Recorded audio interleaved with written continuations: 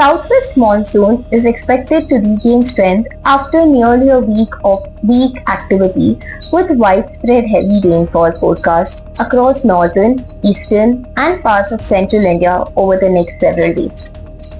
According to weather officials, a strong low pressure system over the northwest Bay of Bengal is moving inland and is expected to drive an active monsoon spell between July 19th and July 25th.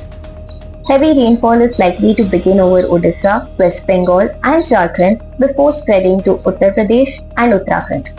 By July 19th and 20th, it is expected to reach Delhi NCR, Punjab, Haryana and Rajasthan.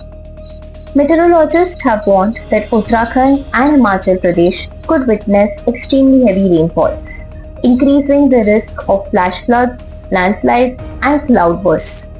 Travelers have been advised to monitor weather updates and exercise caution. The revival is expected to provide a major boost to agriculture after the recent dry spell slowed kharif sowing, reduced soil moisture and widened rainfall deficits in several states.